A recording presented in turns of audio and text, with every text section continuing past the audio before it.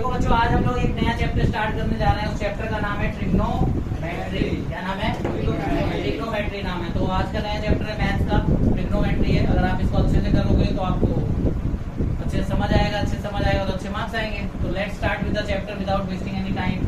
Trigonometry, trigonometry का introduction है, परिचय। तो आप यहाँ पे क्या लेंगे हम लोग पहले, तो मतलब ट्रिग्नोमेट्री का बेसिक समझ रहे, ये समझ लो, क्योंकि हायर क्लासेस में ट्रिग्नोमेट्री नाम के चैप्टर्स हैं, वहाँ पे आप और डिटेलिंग में पढ़ोगे। फिलहाल हम लोग ट्रिग्नोमेट्री का बेसिक समझने क्या है, ठीक है। सबसे पहले देखो ट्रिग्नोमेट्री वर्ड का मतलब क्या होता है। देखो जो ट्रिग्नोमेट्री वर्ड है वो ट्रिग्नोमेट्रॉन वर्ड से लिया गया है।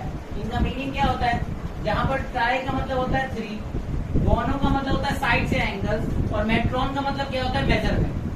तो ट्रिग्नोमेट्री वर्ड खुद ही क्या बताता है, 3 साइड्स मेजरमेंट, 3 साइड्स मेजरमेंट या 3 एंगल मेजरमेंट। मतलब यहाँ पे कुछ मेजरमेंट की बात हो रही है। तो ट्रिग्नोमेट्री से मोटा मोटा क्या समझ आ रहा है कि जहाँ पर हमारे मेजरमेंट की बात हो रही है, और 3 मेजरमेंट्स की बात हो रही है। 3 मेजरमेंट्स किसकी होंगी? ट्राइंगल्स की होंगी। किसकी होंगी? ट्राइंगल्स की होंगी। वहां पर क्या होगा, देखो अगला लाइन मैंने बताया कि ट्रिग्नोमेट्री में हम मेनली स्टडी क्या करते हैं। तो ये लाइन में मैंने बताया, तो हम स्टडी समझते हैं क्या है। तो ट्रिग्नोमेट्री मोटे मोटे तौर पे क्या बता रहा है और हम क्या स्टडी करते हैं, इस लाइन से क्लियर हो जाएगा। तो क्या है इस लाइन में, देखो in trigonometry we mainly study about the relationship between angles and the sides of triangle. ध्यान से सुनो क्या बोल रहा है। ट्रिग्नोमेट्री में हम मेनली क्या पढ़ते हैं, रिलेशनशिप। किसके बीच में रिलेशनशिप? एंगल्स और साइड्स। किसकी एंगल और साइड? ट्राइंगल की। मतलब ट्राइंगल के जो एंगल्स हैं और जो उसकी साइड्स है, इनके बीच में क्या पढ़ते हैं हम लोग? रिलेशनशिप। अभी आपको क्लियर होगा कैसे। तो आपको ये समझ आएगा ट्रिग्नोमेट्री में क्या पढ़ते हैं हम लोग। और ट्रिग्नोमेट्री का खुद का मीनिंग क्या है, किस वर्ड से लिया गया? ट्राई। कौन मतलब हो गया आपकी साइड्स, और मेट्रॉन मतलब हो गया मेजरमेंट। 3 साइड्स के मेजरमेंट की बारे में जहां बात हो रही है ट्राइंगल की।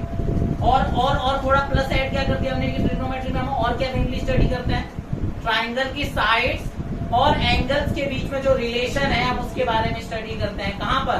ट्रिग्नोमेट्री में। अच्छा, बात जब ट्राइंगल की हो रही है तो मैं आपको ट्राइंगल के बारे में थोड़ा सा बता देता हूँ। देखो ट्राइंगल क्या होता है, एक ऐसा पॉलीगन है ट्राइंगल जिसकी 3 साइड्स होते हैं, 3 एंगल्स होते हैं, और सबसे बड़ी बात, एंगल्स एंड प्रॉपर्टी के हिसाब से तीनों एंगल का जोड़ कितना होता है? 180 डिग्री। तो आपको ये पॉइंट आप चाहो तो याद रख लो, sum of all angles of triangle is 180 degree. Property को पता है क्या बोलते हैं? Angles and property. जब हम लोग ट्राइंगल चैप्टर पढ़ेंगे उसमें ये सब स्टडी करेंगे। लेकिन यहाँ बात ट्राइंगल की आ गई थी, इसलिए मैं आपको क्या एक्सप्लेन कर रहा हूँ ट्राइंगल के बारे में। अब देखो मैंने कुछ और बताया, ट्राइंगल के टाइप्स बताए मैंने। देखो साइड के बेस पे ट्राइंगल के क्या टाइप्स होते हैं और एंगल के बेस पे ट्राइंगल के क्या टाइप्स होते हैं, उसके बारे में जानते हैं। पता है ये क्यों बता रहा हूँ, क्योंकि जरूरी है। इसमें से एक टाइप जो है हमारे ट्रिग्नोमेट्री में काम आएगा। उसी एक टाइप के बेसिस पे सारे ट्रिग्नोमेट्री के हमारे सवाल हम फॉर्म करते हैं। स्टार्टिंग की जो एक्सरसाइज जो सवाल है वो इनमें से कोई एक टाइप है, लेकिन मैं ट्राइंगल के सारे टाइप आपको एक बार एक्सप्लेन कर देता हूँ, आपको रिकैप भी हो जाएगा। और हम जब पढ़ेंगे ट्राइंगल तो उसमें और रिकैप कर ही लेंगे। फिलहाल के लिए यहाँ पे हम लोग समझते हैं। तो on the basis of sides, triangle के क्या क्या टाइप है, देखो 3 टाइप है।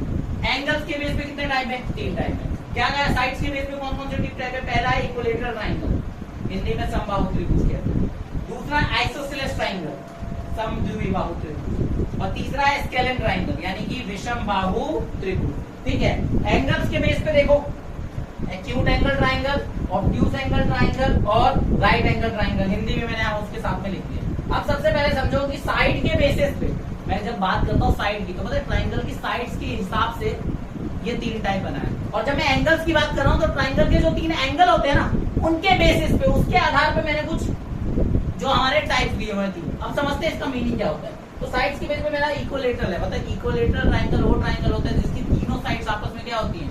बराबर होती है, जिसे हम कहते हैं इक्विलेटरल ट्राइंगल। आइसोसेलेस ट्राइंगल क्या होता है? जिसकी केवल 2 साइड्स। तो आइसोसेलेस ट्राइंगल क्या होता है? जिनकी केवल और केवल 2 ही साइड्स आपस में बराबर होती है। कोई भी 2 साइड्स अगर आपस में बराबर है, वैसे ट्राइंगल की 3 साइड होती है, उसमें से कोई भी 2 साइड्स आपस में इक्वल हो गई तो क्या हो जाएगा हमारा? Isosceles triangle. नेक्स्ट है साइड के बेस पे स्केलेन ट्राइंगल। ये स्केलेन ट्राइंगल क्या होता है? जिसकी तीनों साइड्स जो 3 साइड होती है उसमें तो कोई भी एक दूसरे के बराबर ना हो, उसे हम क्या कहेंगे? स्केलेन। एग्जांपल में 6, 5 और 4 को देखो, क्या 6, 5 और 4 आपस में बराबर है? ये 3 साइड मैंने दी है, 6 सेंटीमीटर, 5 सेंटीमीटर, 4 सेंटीमीटर, ये आपस में बराबर दिख रहा है। लेकिन ऐसे होता है आपकी साइड 6, 5 और 5 सेंटीमीटर में, तो ये कौन सा टाइप होता है बताओ? आइसोसेलेस। और लेकिन अगर आपका ये होता है 6 सेंटीमीटर 6 सेंटीमीटर और 6 सेंटीमीटर तीन साइड तो क्या होता है आपका इक्विलेटरल। समझ आई बात? हिंदी में क्या कहते हैं मैंने उसके नाम लिखे। एंगल्स के बेस पे देखो ट्राइंगल के कौन कौन से टाइप है। एक्यूट एंगल ट्राइंगल, मतलब ट्राइंगल के 3 एंगल होते हैं। ये जो 3 एंगल है ना, इसमें से हर एक एंगल 90 डिग्री से कम का हो, लेकिन कंडीशन है 180 डिग्री का कंडीशन मैच करता हो, मतलब तीनों 90 से कम हो, लेकिन जो तीनों है हर एक एंगल है उनको जोड़ने पे 180 आता हो। तो एक्यूट एंगल ट्राइंगल वो ट्राइंगल होगा जिसमें हर एक एंगल ईच एंगल क्या हो 90 डिग्री से कम। ठीक है, उन्हें हम क्या बोलते हैं acute angle triangle. Obtuse angle triangle क्या होता है कि ट्राइंगल के 3 एंगल में से एक एंगल क्या होना चाहिए 90 से ज्यादा होना चाहिए और बाकी दोनों 90 से कम होने चाहिए। तो ऐसे ट्राइंगल को हम लोग क्या बोलते हैं ऑब्ट्यूज एंगल ट्राइंगल कहते हैं। अगला है लास्ट में जो लिखा है मैंने राइट एंगल ट्राइंगल। ट्राइंगल के 3 एंगल में से अगर एक एंगल 90 डिग्री का है और बचे हुए 2 एंगल 90 से कम है तो ऐसे ट्राइंगल को हम लोग क्या बोलते हैं राइट एंगल ट्राइंगल। और ट्रिग्नोमेट्री में इसी राइट एंगल ट्राइंगल से आपको क्या करना है काम चलाना है और मतलब इसी का इस्तेमाल करना है। और इसीलिए मैं आपको ना 2-4 एग्जांपल डेली लाइफ में जहाँ पर हम राइट एंगल एक इमेजिन कर सकते हैं, बना सकते हैं, जहाँ हमें सोचने को समझने को देखने को मिल सकता है, मैंने आपके सामने दो रखा है। ठीक है, examples of right angle triangle in our daily life. मान लो आप कुतुब मीनार देखने गए, कुतुब मीनार है, ठीक है, वहां पर आप कहीं दूर खड़े थे कुतुब मीनार से, वहां से आप उसके टॉप को देख रहे हो। ठीक है, तो आप समझो जहां से आप देख रहे हो आंखों से उसके टॉप पे एक लाइन इमेजिनरी लाइन ड्रॉ करो। कुतुब मीनार को एक स्ट्रेट लाइन मानते हुए और आपकी आंखों के पास एक सीधी ये बेस वाली लाइन है, बोली क्या ये राइट एंगल ट्राइंगल बनता हुआ नहीं दिख रहा है? ठीक है, समझ आ रही बात मैं क्या कह रहा हूँ। मान लो अभी मैं ऐसे बोर्ड को देखता हूँ, ऐसे यहाँ बोर्ड को, मेरी आंखों से एक लाइन यहाँ जाएगी, तो ऐसे यहाँ पर भी क्या बना ऐसे राइट एंगल ट्राइंगल बना, जो 90 बना यहाँ पर बना। तो डेली लाइफ में तो हम सब करते हैं। ठीक है, हो सकता है मान लो मैं फर्स्ट को देख रहा हूँ यहाँ से, तो फर्स्ट और यहाँ से ऐसे बेस में आएगा, तो ऐसे क्या बन रहा है देखो, और जो राइट एंगल बन रहा है वो कहाँ बन रहा है यहाँ नीचे बेस में। समझ आ रही है बात? वैसे यहाँ पर देखो एक बिल्डिंग पे एक लड़का खड़ा है, वो मंदिर की सीढ़ियों पे कोई सामान रखा है, पत्थर रखा है, मंदिर की लास्ट वाली सीढ़ी को देख रहा है। तो यहाँ से एक इमेजिनरी लाइन आप बनाओगे, यहाँ बेस से एक लाइन लेके जाओ, यहाँ पे एक सीधी एकदम परपेंडिकुलर लेके आओ, यहाँ आप देख सकते हो क्या बन रहा है, फिर से यहाँ पे राइट एंगल ट्राइंगल बन रहा है, हाँ या नहीं? और राइट एंगल कहाँ पे बन रहा है, देखो मैंने लिखा है PQR, एक राइट एंगल ट्राइंगल है, कहाँ पर Q पर बन रहा है राइट एंगल। ठीक है, यहाँ पर भी देखो ABC राइट एंगल ट्राइंगल, लेकिन राइट एंगल कहाँ बन रहा है B पे। अच्छा, ये बातें मैंने आपको क्यों दी, क्योंकि राइट एंगल के बारे में हमें कुछ जरूरी बातें आपको बताने जा रहा हूँ। देखो कोई भी राइट एंगल ट्राइंगल जो होता है उसमें तीन वर्ड आपको पता होने चाहिए। एक होता है हाइपोटेन्यूज, एक होता है बेस और एक होता है परपेंडिकुलर। हाइपोटेन्यूज है वो फिक्स है। कैसे फिक्स है? 90 के अपोजिट जो साइड आएगी, 90 के अपोजिट जो साइड आएगी वो मेरा होगा हाइपोटेन्यूज। पहले सबसे पहले मैं आपको एक ट्राइंगल बता देता हूँ। एक ट्राइंगल है ABC, जहाँ पर B पे बन रहेगा 90 डिग्री। ठीक है, इस 90 डिग्री जहाँ पर B पे बन रहा है, तो ये B वाले एंगल के अपोजिट जो साइड आ रही है वो क्या हो जाएगी हमारी हाइपोटेन्यूज। इसका मतलब इसके अंदर जो AC है वो मेरा क्या है हाइपोटेन्यूज, ये फिक्स है। अगर यहाँ पर 90 डिग्री यहाँ पे C बना होता, 90 डिग्री यहाँ होता, तो भी ये वाली साइड क्या होती हाइपोटेन्यूज। अच्छा, वहां पर नाम बदल जाता, अगर ये C होता तो फिर ये B होता और ये भी उस समय हाइपोटेन्यूज हो जाता। लेकिन अभी इस पिक्चर के हिसाब से और इस नेमिंग के हिसाब से AC क्या है मेरा हाइपोटेन्यूज है, इस फिगर के हिसाब से बात कर रहा हूँ। ठीक है, लेकिन पता है क्या, आपको जो 2 चीजें बच गई, जो मैंने बताया ना 3 चीजें होती हैं, उसमें से जो 2 चीजें बच गई परपेंडिकुलर और बेस, उसमें चेंजेस आ सकते हैं। कैसे आ सकते हैं मैं आपको बताता हूँ। सपोज करो इस वाली फिगर में मैं एंगल A की बात कर रहा हूँ, फॉर एंगल है, ये एंगल का साइन है, ये A के हिसाब से हाइपोटेन्यूज तो फिक्स है, लेकिन A के हिसाब से परपेंडिकुलर और बेस क्या होंगे वो मैं आपको बताता हूँ। देखो एंगल A के जो अपोजिट साइड है वो हमारी परपेंडिकुलर होगी, जो कि अभी BC है, लेकिन एंगल A के जो साथ वाली साइड होगी, अच्छा मतलब साथ में तो ये वाली साइड है, लेकिन ये तो ऑलरेडी हाइपोटेन्यूज है, मैं उसको कह नहीं सकता, तो बची हुई और कौन सी एक साइड होगी एडजेसेंट, एडजेसेंट मतलब साथ वाली, तो एडजेसेंट साइड कौन सी होगी हमारी AB, जो कि हमारा बेस का काम करेगी। वापस से बताओ 90 डिग्री जहां बन रहा है उसके अपोजिट में जो होगा वो हाइपोटेन्यूज होगा, ये कंफर्म है। इसके अलावा 2 एंगल आपके बच रहे। अभी मान लो मैं इस एंगल की बात कर रहा हूँ, एंगल A की, तो इसके हिसाब से जो अपोजिट साइड होगी वो होगा परपेंडिकुलर यानी कि P, और जो साथ वाली साइड होगी, देखो साथ वाली ये भी है लेकिन ये हाइपोटेन्यूज है, इसका मतलब बेस नहीं हो सकता, तो इसका मतलब कौन सा बेस हो गया यानी कि A। तो एंगल A के हिसाब से अभी AB क्या है एडजेसेंट साइड है, जिसे मैं क्या लेके चलूंगा, AB जो होगी मेरी क्या हो गई एडजेसेंट साइड हो गई, जिसे मैं क्या लेके चलूंगा यहाँ पर बेस। गलती से गलत यहाँ पे होगा बेस। ठीक है। और BC जो हो गई वो एंगल ए के लिए क्या है, अपोजिट साइड है, और ये किसका काम करेगा, परपेंडिकुलर का। भाई किसी को बात में डाउट है कि नहीं ये बता दो। पता है क्यों मैं बता रहा हूँ, क्योंकि ना क्वेश्चंस करने में आपको इस चीज का बहुत ध्यान रखना है। अब देखो सी एंगल के लिए देखो, ये इस एंगल के हिसाब से मैं ट्रायंगल मैंने यहाँ पे दोबारा बना रखा है, चाहे पिक्चर को भी कंसीडर कर सकते हो या सेम ही पिक्चर है। तो 90 डिग्री तो बी पे बन रहा है, तो हाइपोटेन्यूज तो AC हो जाएगा, क्लियर है, AC मेरा हाइपोटेन्यूज हो जाएगा। लेकिन एंगल सी के हिसाब से देखो, जब मैं एंगल सी की बात करता हूँ तो सी के हिसाब से अपोजिट साइड कौन सी है, अपोजिट साइड कौन सी है, बताओ क्या है, AB क्या है हमारी, AB क्या है हमारी, अपोजिट साइड क्या है हमारी, AB है।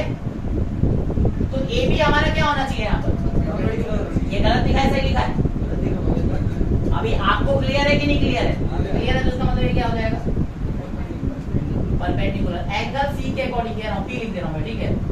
तो फिर यानी कि एंगल सी के लिए ये वाली साइड क्या हो जाएगी, एडजेसेंट साइड, जो कि किसका काम करेगी, मैंने आपको बताया 90 डिग्री सामने वाला हाइपोटेन्यूज। अगर एंगल सी की बात हो रही है तो हमारा परपेंडिकुलर कौन सा होगा, AB, क्या होगा हमारा AB। तो हमारा AB पर अपोजिट साइड हो जाएगा सी के हिसाब से, जो कि AB होगा, और वो किसका काम करेगा, परपेंडिकुलर का, किसका काम करेगा, परपेंडिकुलर का। और जो BC होगा साथ वाली साइड यानी एडजेसेंट साइड हो जाएगी, और किसका काम करेगी, वो बेस का। तो आसान है पहचानना कि नहीं आसान है, चलो अगर आसान है तो ना ठीक है, अगर ये आसान है तो मैं आपके लिए एक क्वेश्चन लिखता हूँ यहाँ पर, आप लोग पहचानना कि क्या है, मैं पूछूंगा अभी किसी, ठीक है, PRQ, ठीक है, PRQ है, and for and the question is for angle P, angle P के हिसाब से बेस क्या है, या मैं कहूँ एडजेसेंट साइड क्या है, हाँ टेल मी, क्या है, P और Q, P और R नहीं होता, PR होता है। P और R का मतलब तो पॉइंट होगा, PR बोलोगे तो ना लाइन सेगमेंट का काम करेगा, साइड का। अच्छा, परपेंडिकुलर यानी कि अपोजिट साइड कौन सी हो गई, एंगल P के अकॉर्डिंग QR, क्या हो गया, QR। तो अपोजिट साइड के सामने वाली है जो कि क्या हो जाएगी, QR, या RQ भी बोल सकते हैं, कोई दिक्कत तो नहीं है यहाँ पर, देखो कोई दिक्कत है। अच्छा, एंगल Q के हिसाब से, एंगल Q के हिसाब से क्या होगा, बेस क्या होगा, एंगल Q के हिसाब से बेस हो जाएगा हमारा QR। देखो चीज बदल जा रही है ना, चेंज हो रहा है कि नहीं हो रहा है, जब एंगल आपने चेंज किया तो बेस और परपेंडिकुलर चेंज हुआ। इसका मतलब परपेंडिकुलर और बेस किसको मानना है, ये बात कैसे फैसला होगा कि आप कौन से एंगल को कंसीडर कर रहे हो। अच्छा, 90 डिग्री वाला कौन देना, 90 डिग्री के सामने वाला क्या हो जाएगा, यहाँ हाइपोटेन्यूज क्या है, PQ, क्या है हाइपोटेन्यूज, PQ, हाइपोटेन्यूज क्या है, PQ है, क्या है हाइपोटेन्यूज, PQ है। समझ आई बात। तो देखो आगे क्या है हमारा, आगे का जो टॉपिक है, अभी हम लोगों ने सीखा ना, बेस पहचानना, परपेंडिकुलर पहचानना और हाइपोटेन्यूज पहचानना। 90 डिग्री के अपोजिट वाला हाइपोटेन्यूज, बेस आप किसको लोगे, एडजेसेंट साइड को, जिस एंगल का बात हो रही होगी उसके साथ वाला साइड, और उसके अपोजिट वाला जो साइड होगा वो क्या होगा हमारा, परपेंडिकुलर। तो उसका इस्तेमाल उसके इस्तेमाल के कारण ही हम ट्रिग्नोमेट्री रेशियोज बना पाएंगे, क्योंकि किस एंगल की बात हो रही है उसके हिसाब से P और B डिसाइड होता है। और अगर आपने P और B ही गलत ले लिया तो गलत हो जाएगा, समझे। तो आओ अब पढ़ते हैं ट्रिग्नोमेट्री रेशियोज, जो कि पिछले वाले टॉपिक से लिंक्ड है, ठीक है। अब ट्रिग्नोमेट्री रेशियोज क्या होते हैं, देखो टोटल 6 ट्रिग्नोमेट्री रेशियोज होते हैं। मैं आपको वो ट्रिग्नोमेट्री रेशियोज बता रहा हूँ, लेकिन यहाँ पर मैंने आपको जो ट्रिग्नोमेट्री रेशियोज के नाम लिखे हैं मैं आपके लिए एक बार रीड करके बता देता हूँ। पहला होता है sine theta, cos theta, tan theta, cosec theta, sec theta, cot theta.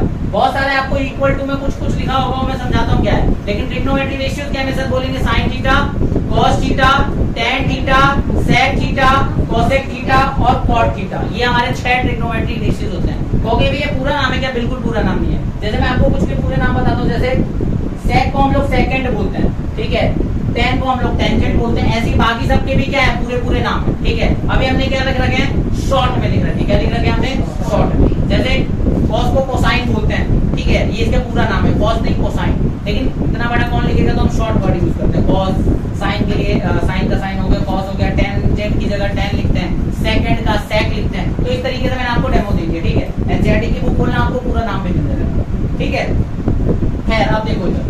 मेरे को यहाँ क्या बताना है आपको, ट्रिग्नोमेट्री रेशियोज जो है sine cos tan cosec sec या कॉट, इनका परपेंडिकुलर बेस और हाइपोटेन्यूज के साथ क्या रिलेशन है हर रेशियो का। अगर साइन की बात करूं तो वो किससे रिलेट करता है, किससे रिलेशनशिप है, मतलब किसके बराबर होता है। तो उसको समझने के लिए सबसे पहले मैंने यहाँ पे क्या लिया, एक राइट एंगल ट्राइंगल, जिसमें राइट एंगल कहाँ बन रहा है, ए पे, और बी और सी मैंने यहाँ लिया। अब मैं यहाँ पर जो भी एंगल लूंगा वो एंगल बी पर मैंने थीटा लिया है, तो इसका मतलब साइन के बगल में आपको जो थीटा दिख रहा है वो एक्चुअल में साइन बी भी लिख सकते हो आप।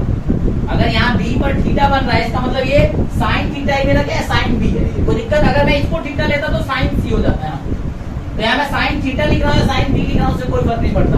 थीटा मतलब एंगल, थीटा मतलब एंगल, और अभी यहाँ पे जो मैंने थीटा लिया वो किस एंगल को डिनोट कर रहा है, बी को। तो साइन थीटा और साइन बी अभी यहाँ पर क्या है, इस फिगर के हिसाब से सेम है, ठीक है, लेकिन मैंने दिखाया नहीं है, मैंने थीटा वर्ड यूज किया, बता दिया। अब एक बात बताओ, अगर मेरा यहाँ थीटा लिया गया है बी पे, तो सबसे पहले तो मैं हाइपोटेन्यूज थीटा कर लेता हूँ। यहाँ पर एंगल ए पे, यहाँ पर ये क्या बन रहा है, ये वाला पार्ट, ये क्या है मेरा हाइपोटेन्यूज है, इसका मतलब ये तो मेरा हाइपोटेन्यूज है ना। अच्छा एक बात बताओ, इस थीटा के हिसाब से बेस क्या है मेरा, साथ वाला, और अपोजिट जो साइड हो जाएगी वो क्या हो जाएगा मेरा, परपेंडिकुलर। क्या हो जाएगा, परपेंडिकुलर। कोई डाउट है इसमें, ठीक है, चलो बढ़िया बात है, अच्छी बात है, ठीक है। अगर ये डाउट नहीं है आगे बढ़, देखो साइन कॉस टेन या बाकी जो रेशियोज है इनको याद करने के लिए एक ट्रिक है, निमोनिक कहते हैं, निमोनिक मतलब शॉर्टकट और एक तरीका बनाने जिससे आप कोई चीज याद कर लेते हैं, ठीक है। आप मेरे साथ एक फ्रेज बोलिए, पंडित बद्री प्रसाद हर हर बोले, पंडित बद्री प्रसाद हर हर बोले, ठीक है। सोना चांदी तोले, सोना चांदी तोले। पंडित का प यानी कि पी यानी कि परपेंडिकुलर, बद्री का ब यानी कि बी यानी कि बेस, प्रसाद का प यानी कि पी यानी कि परपेंडिकुलर, हर के ह से एच यानी कि हाइपोटेन्यूज भाई, और ब बोले के ब से बी यानी कि बेस। तो ये वाला जो तरीका याद करने का है, पंडित बद्री प्रसाद हर हर बोले, सोना चांदी तोले, सोना के स से साइन, चांदी के च से कॉस, और तोले के त से टेन, समझ आया। तो पंडित ये P अपॉन H क्या हो जाता है, sine theta, B upon H क्या हो गया, और D अपॉन B क्या हो गया। जब भी आप अपने मन में इमेजिन करना, पंडित बद्री प्रसाद हर हर बोले, सोना चांदी तोले, तो सोना मतलब साइन यानी B अपॉन H, चांदी यानी B अपॉन H, और तोले यानी B अपॉन B।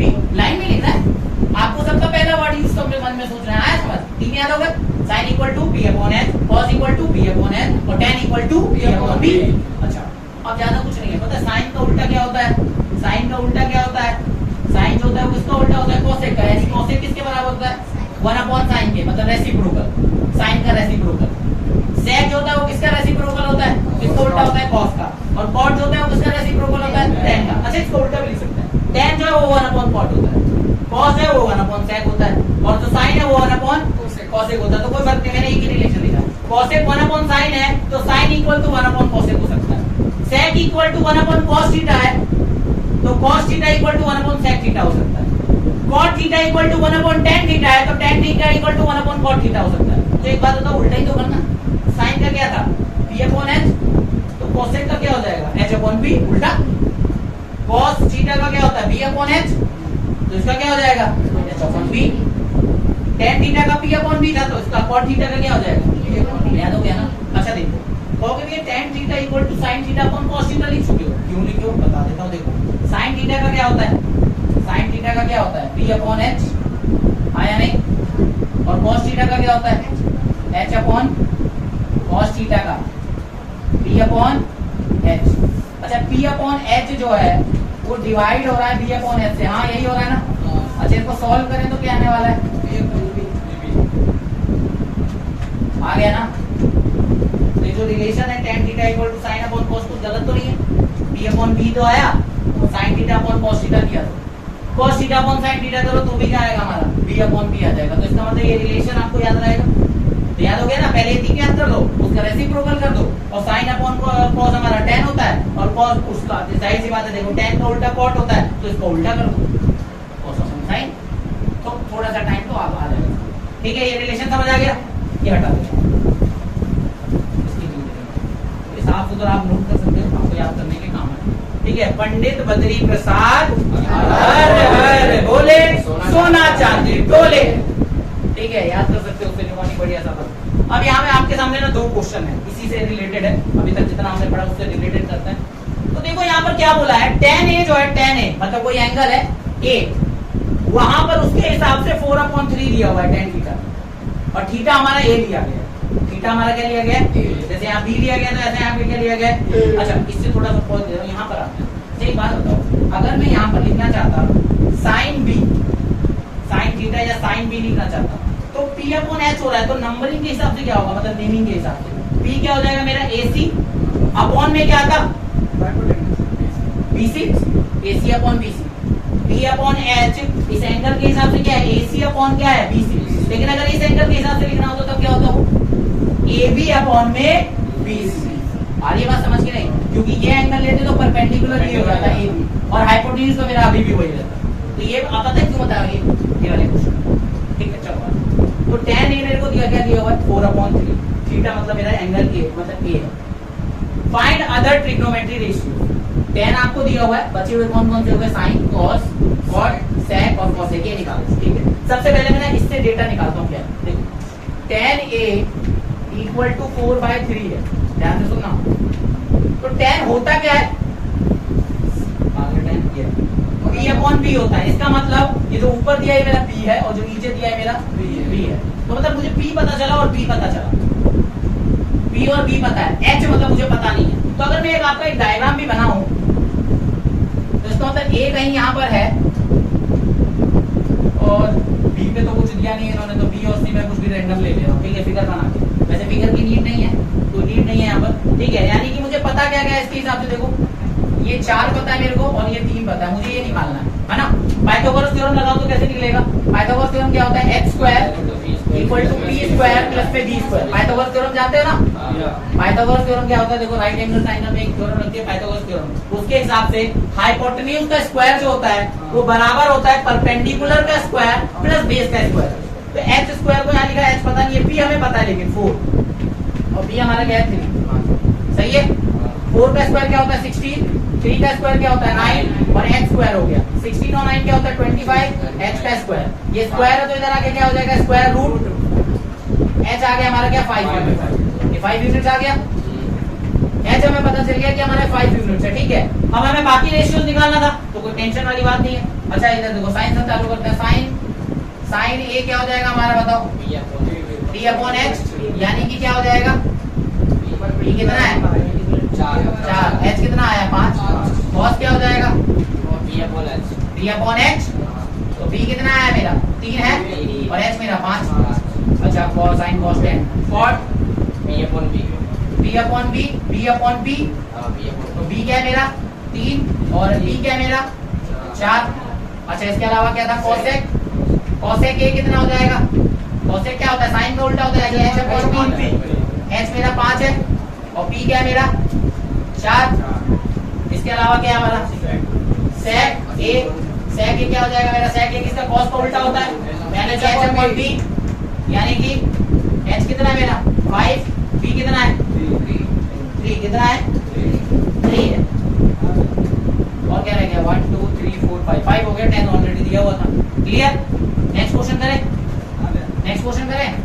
अच्छा, मुझे इधर थोड़ी स्पेस की नीड होगी इसमें पिक्चर बनाने की। ठीक है, तो मैं स्पेस यहाँ देखो, कंसीडर ट्रायंगल ACB, इन्होंने बोला एक ट्रायंगल ACB मान लो जहां पर राइट एंगल कहां बन रहा है C पे, मान लेते हैं ये मैंने बना दिया ट्रायंगल ACB।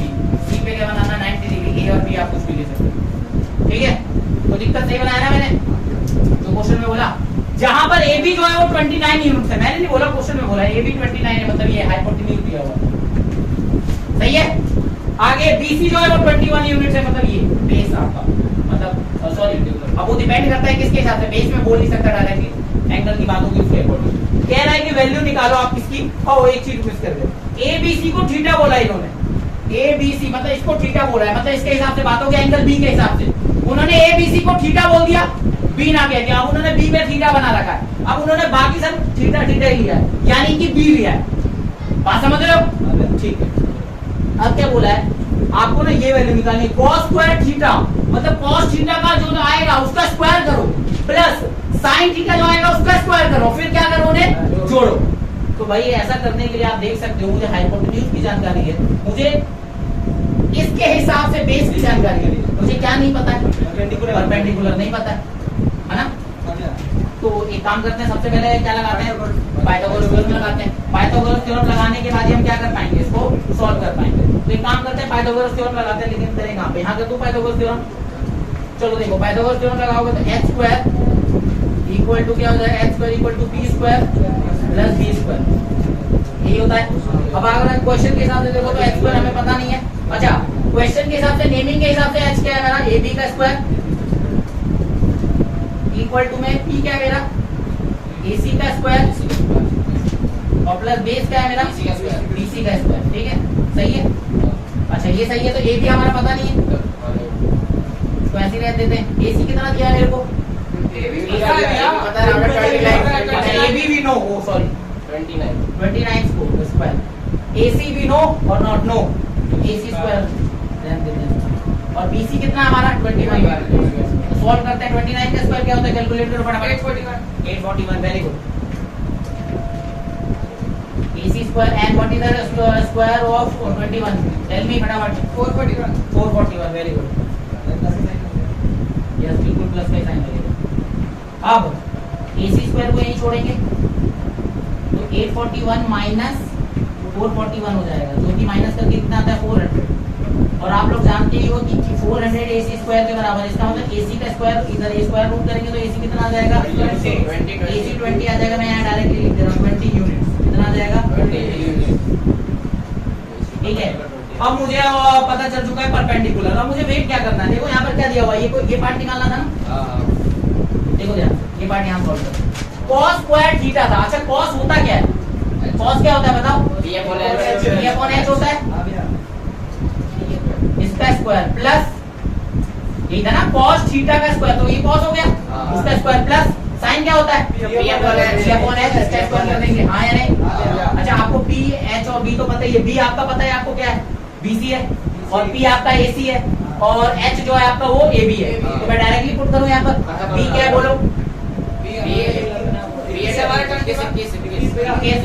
अपॉन में h कितना है 29, वेरी गुड, प्लस 20, p कितना है 20, h कितना है 29, स्क्वायर करो, 21 का स्क्वायर क्या हो जाएगा 441 अपॉन में 29 का 841 प्लस 400 अपॉन में 841।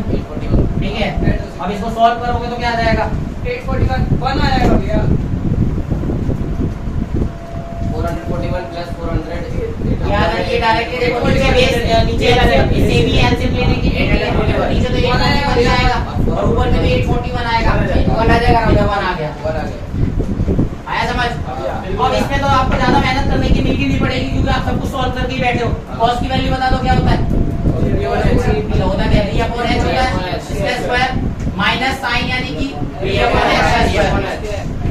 ठीक है, b कितना है मेरा 29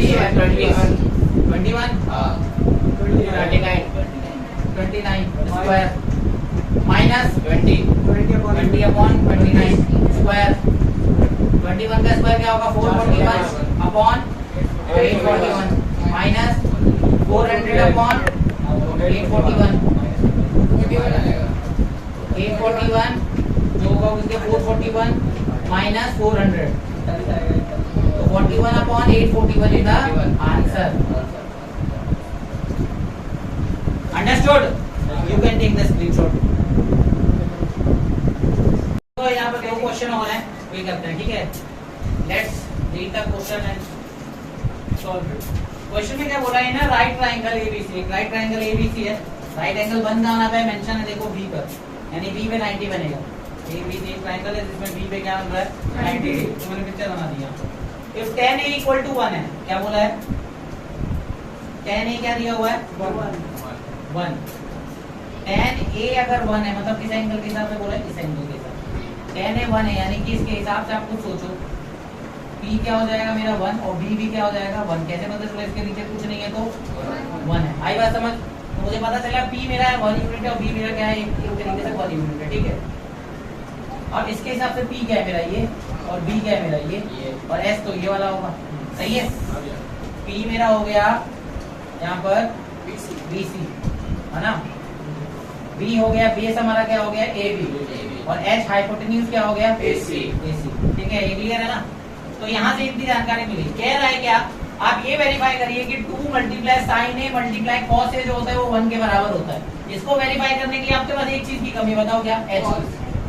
H की कमी है। क्यों? क्योंकि जब आप साइन का मान डालोगे तो P अपॉन H पुट करोगे, लेकिन H है ही नहीं, तो उसको निकाल लेते हैं। आपको फॉर्मूला पता ही है, Pythagoras theorem, h² = p² + b², ठीक है।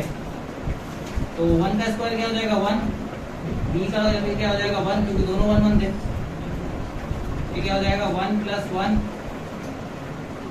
2 और स्क्वायर इधर आके क्या बन जाएगा रूट, तो √2 यूनिट्स आ गया क्या हमारा h, ठीक है, जो कि हमारा क्या है AC है। ये बात क्लियर है? और अगर ये क्लियर है तो इसको वेरीफाई करते हैं। LHS को लो, LHS क्या है आपका 2 sin थीटा और 2 sin A multiply cos A और RHS आपका क्या है 1 है। देखते हैं अब इसको लाते हैं, अगर ये 1 के बराबर होगा तो LHS = RHS लगा देंगे, ठीक है। अब 2 मल्टीप्लाई sin A क्या हो जाएगा P upon H multiply D upon H, ठीक है। 2 मल्टीप्लाई P कितना है 1, H कितना है √2 इंटू में B कितना है 1 और H कितना है √2। अब देखो 2 1 जा 2 और फिर 2 1 जा 2, √2 इंटू √2 क्या होता है √4 और √4 का मतलब होता है 2। क्या है आंसर 1। LHS मेरा 1 आया सॉल्व करके और RHS मेरा क्या दिया हुआ है पहले से? RHS मेरे को 1 ही दिया हुआ है, तो यहाँ पर LHS = RHS हो गया ना वेरिफिकेशन। क्या लिख देंगे? Hence verify. आगे चले, नेक्स्ट क्वेश्चन। एक ट्रायंगल है OPQ जिसमें राइट एंगल बन रहा है P पे, मैंने बना लिया है, ठीक है। P पे राइट बनाया, बाकी आप कहीं पे भी मेंशन कर सकते हो। इसके अलावा क्या बोला है OP 7 है, तो मैंने O यहाँ लिया तो OP मैंने 7 बना दिया, ठीक है 7 सेंटीमीटर। OQ जो है यहाँ पर देखो OQ और PQ, OQ और PQ इन दोनों को माइनस जो किया जाता है ना उसके बाद वो कितना है 1 सेंटीमीटर। मतलब मुझे OQ नहीं पता और ना मुझे OP पता है, लेकिन मुझे ये पता है इन दोनों का डिफरेंस 1 है, ठीक है। अब कह रहा है कि आपने ये निकालो साइन Q निकालो और कॉस Q निकालो। साइन Q यानी कि P अपॉन H लगाएंगे और कॉस Q के लिए B अपॉन H। आपके लिए Q के हिसाब से B हो जाएगा OP, यहाँ लिख लेते हैं। P क्या हो जाएगा OQ, B क्या हो जाएगा बेस यानी कि QP है ना, और H हो जाएगा हमारा QO या OQ, ठीक है। ये चीजें मेंशन कर दी। एक मिनट भैया OQ नहीं होगा, परपेंडिकुलर भी फिर OQ है और क्या OP हो जाएगा B है ना। चलो अब देखो पाइथागोरस थ्योरम के हिसाब से पहले आप खुद सोचो, आपको पहले OQ और QP की वैल्यू पता होनी चाहिए, नहीं PQ की वैल्यू, हाँ या नहीं? वो पता होगा तभी तो आप निकाल पाओगे चीजों को, ठीक है। क्योंकि वो नहीं पता होगा तो नहीं होगा। h² = क्या हो जाएगा P² प्लस में B², हाँ या नहीं? ठीक है। H कितना है मेरा, H कितना है मेरा बताओ? H है हमारा OQ, OQ का स्क्वायर किसके बराबर है P कितना है मेरा OP का स्क्वायर प्लस में B कितना है मेरा PQ का स्क्वायर, सही है बोलो। अच्छा आपको एक चीज और दी हुई है, देखो ध्यान से सॉल्यूशन में आपको OP दिया है 7 सेंटीमीटर और यहाँ पर देखो OQ माइनस PQ = 1 सेंटीमीटर दिया है, देखो सही है। अब खुद सोचो, आप यहाँ से ना एक काम करो, OQ कितना है मेरा, OQ की वैल्यू मुझे पता है नहीं पता, लेकिन मैं यहाँ से निकाल सकता ना OQ मेरा कितना हो जाएगा 1 + PQ हो जाएगा कि नहीं हो जाएगा। तो क्या मैं इस OQ को यहाँ पुट कर सकता हूँ 1 + PQ का स्क्वायर इक्वल टू में OP कितना है मेरा 7 है ना, और PQ को मैं PQ में रहने देता हूँ, सही है, PQ हमारा साथ है भैया। वहाँ साथ है, वेरी साथ, ओपी साथ है हमारा, ओपी साथ है सर।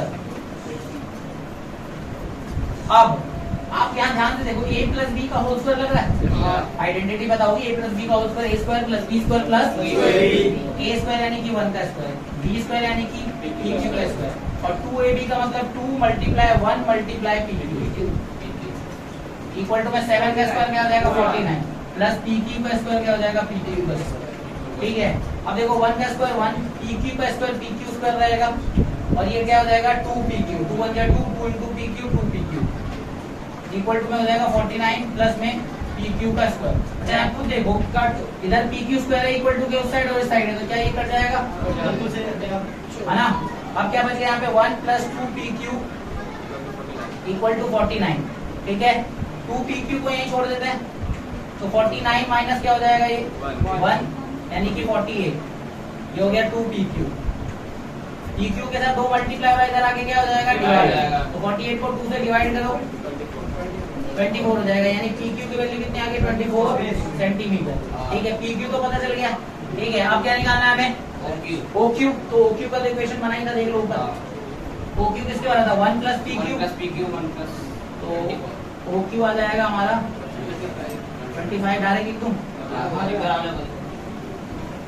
1 प्लस 24 यानी कि 25 सेंटीमीटर आ गया। ठीक है, सारी बातें पता चल गई। तो यहाँ OQ निकाल लिया हमने, PQ भी निकाल लिया, और OP तो पता ही था पहले से। हमें निकालना क्या है, साइन Q निकालना है। साइन Q क्या होगा खुद बताओ आप, साइन Q होता वैसे क्या है P अपॉन H होता है। अच्छा अभी आप P है क्या, OP, H क्या है OQ, तो आपको वैल्यू तो पता ही है, OP कितना है 7, OQ कितना है OQ हमारा 25 आया ना, ये रहा। ठीक है, तो साइन Q की वैल्यू आ गई, बोलो। अब क्या निकालना है, क्या निकालना है cos Q। cos Q खुद सोचो क्या होता है B अपॉन H, यहाँ पर B है क्या हमारा PQ और H क्या हमारा OQ, ये हो गया cos Q। PQ की वैल्यू कितनी आई है 24, 2 लिखा 24 आई है, ये 24 होगा। इससे पहले कोई नहीं बोल रहा था, वही तो बोलूं क्या होगा, सोच रहा था। ओके, पहले आप सोच नहीं पाए। 25 cos Q, ठीक है, तो आप देख सकते हो cos Q की वैल्यू आ गई, sin Q की वैल्यू आ गई, और इस तरीके से हमारा क्वेश्चन हो गया। You can take the screenshot,